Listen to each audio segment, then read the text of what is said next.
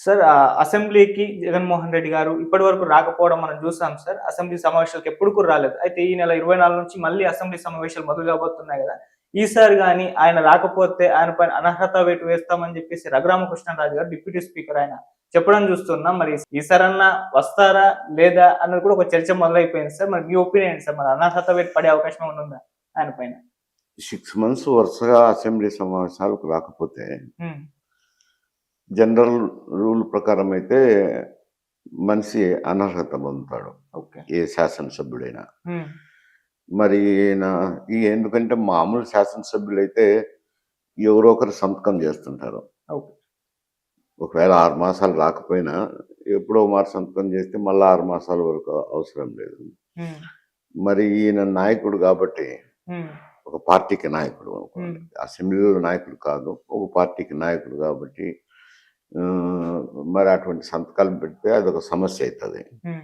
మరి పోయి అయితే సంతకాలు పెట్టాల్సిందే. పెట్టకపోతే మాత్రం అనర్హత వేటు వస్తుంది. ఓకే. అందుకే దాన్ని బట్టే డిప్యూటీ స్పీకర్ ఈ మారు రాకపోతే అనర్హత అన్నాడు. అంటే ఆయన రాకపోతే బెదిరింపు కాదు అది.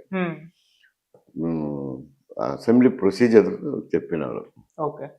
సో, ఈయన ఇంత మారం జేయడానికి కారణం ఏంటి సార్? అసెంబ్లీకి నేను వెళ్ళను అంటే ఎందుకు ఈ టైప్ ఆఫ్ డిసిషన్ తీసుకున్నారాయన? ఒకటి ఏమిట్రా అనంటే హ్మ్. ఆయన రిటార్డ్ పవర్ లేదు. ఓకే. ఇప్పుడు అధికారంలో ఉన్నప్పుడంటే ఏదో మంత్రులు, సెక్రటరీ, చాలా అసిస్టెంట్స్ ఉంటది. హ్మ్.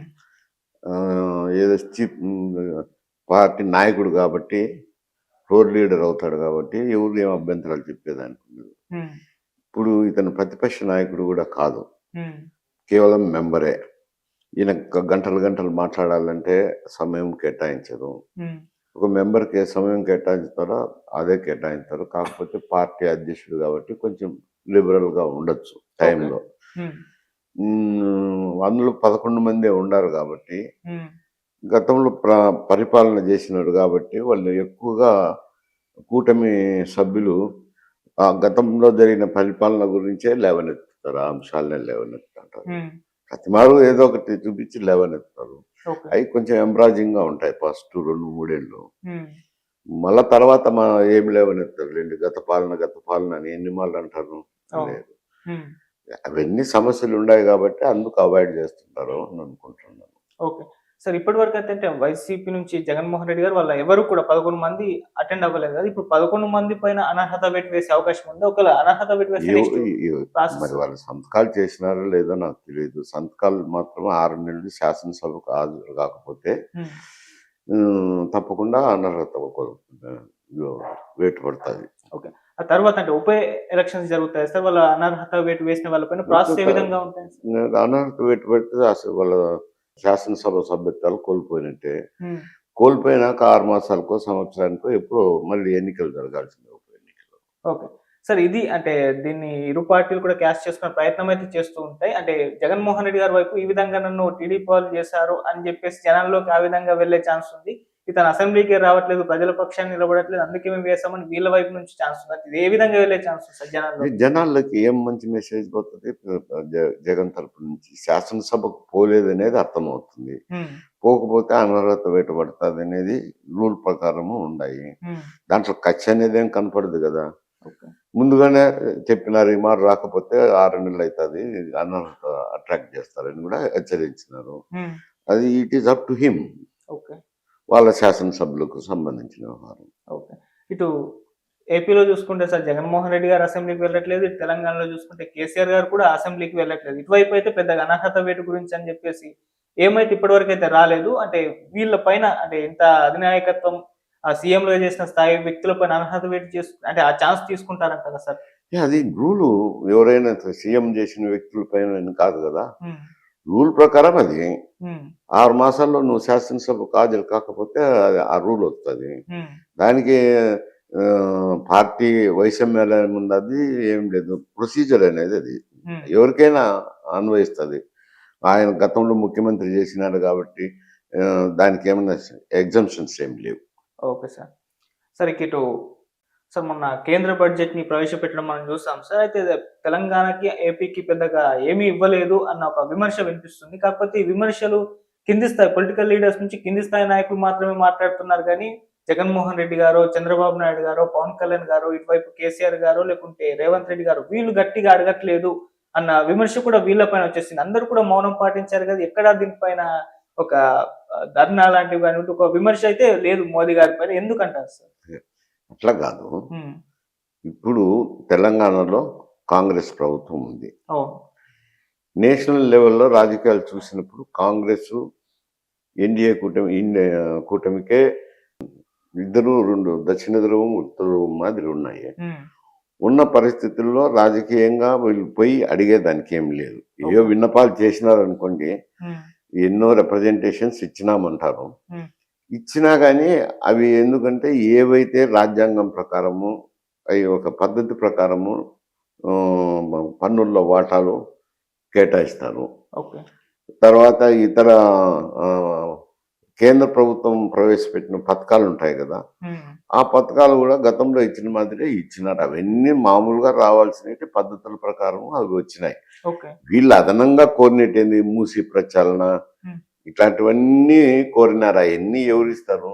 వాటికి ఇవ్వరు. ఇవ్వాలని అంటే ఏదో ఒకటి రెండో స్కీములు ఏదన్నా, అది వాళ్ళకు అనుకూలమైన ప్రభుత్వం ఉన్నప్పుడు ఒకటి రెండో స్కీములు అదనంగా ఇవ్వచ్చు.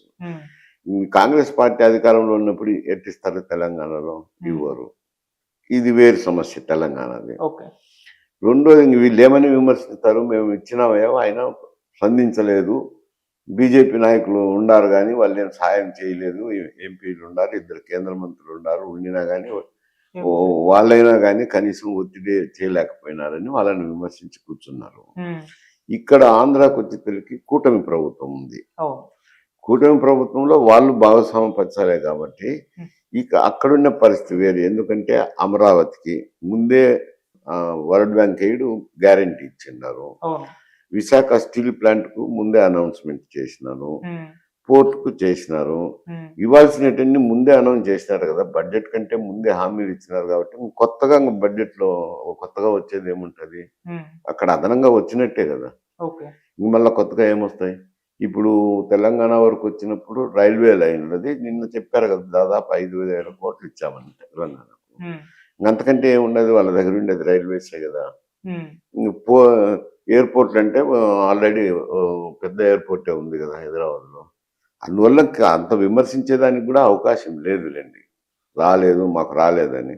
కాకపోతే వాళ్ళు కోరిన గొంతెమ్మ కోరికలనండి, ఇంకొకటినండి, అవి పద్ధతి ప్రకారం లేవు కదా, స్పెషల్ స్కీమ్స్ అవి. మూసి ప్రచారణ అంటే పెద్ద స్కీము, స్పెషల్ స్కీమ్ గా ఇవ్వాల్సిందే. అంత డబ్బులు ఇవ్వలేరు, అది అర్థం చేసుకోవాలి. అక్కడ కూడా కూటమికి ముందే ప్రకటించినారు. మళ్ళీ ఇప్పుడు కొత్తగా బడ్జెట్లు వచ్చేటివి ఉంటాయి. వాళ్ళకి కావాల్సినట్టు అనౌన్స్ చేసినారు కదా. ఆయనకు కావాల్సింది ఏమిటి? ముఖ్యమంత్రి గారికి అమరావతి అమరావతి అంటారు అనుకో, ఆయనకు ఒక్కనికే కాబట్టి ఇది.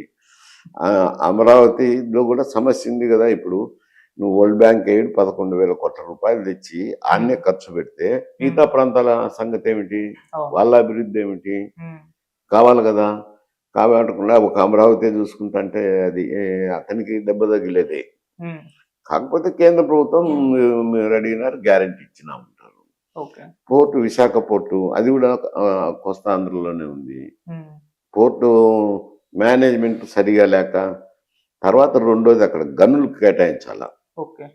ఈ డబ్బు ఇచ్చి రివైవ్ చేసినా కానీ రేపైనా కానీ దానికి ఎక్కడో చోట గనులు కేటాయించితే ఇనుప ఖనిజం వస్తుంది. లేకపోతే ఓపెన్ మార్కెట్ లో కొనాలా. ఓపెన్ మార్కెట్ లో కొంటే రేట్ ఎక్కువ పడుతుంది. అందువల్ల ఆ ప్రాజెక్ట్ వయబిలిటీ రావడం లేదు. అవన్నీ ఉన్నాయి మరి సమస్యలు. అవన్నీ వాళ్ళు కూటమి ప్రభుత్వం చర్చించి పరిష్కారం చేసుకోవాల్సింది. సార్ ఇక్కడ కూడా అంటే తెలంగాణకు పెద్దగా ఏమి ఇవ్వకపోయినా బీఆర్ఎస్ వైపు నుంచి అయితే కాంగ్రెస్ మీద విమర్శలు చేస్తుంది కానీ మోదీ గారిని అయితే ఒక్క మాట కూడా అనట్లేదని వీళ్ళపైన ఒక విమర్శ. అండ్ ఏపీలో చూసుకుంటే సార్ బీహార్కి ఇచ్చినంత, అంటే రెండు బీహార్లో ఉన్న జేడీయూ ఇక్కడ టీడీపీ రెండు కూడా అక్కడ కేంద్రంలో పార్టీ ఏర్పడడానికి ముఖ్య కారణాలు అయ్యాయి. అప్పుడు బీహార్కి ఇచ్చినంత కూడా ఇక్కడ ప్రిఫరెన్స్ ఇవ్వట్లేదన్న ఒక విమర్శ కూడా వినిపిస్తుంది. దీన్ని జగన్మోహన్ రెడ్డి గారు కూడా సైలెంట్ గా ఉన్నారు కానీ, మౌనం పాటించారు కానీ మాట్లాడట్లేదని ఆయన పైన విమర్శ. ఈ విధంగా ప్రతిపక్షాల్లో ఉన్న లీడర్స్ మౌనానికి కారణం ఏంటి? ప్రతిపక్షాల్లో ఏమని మాట్లాడతారండి?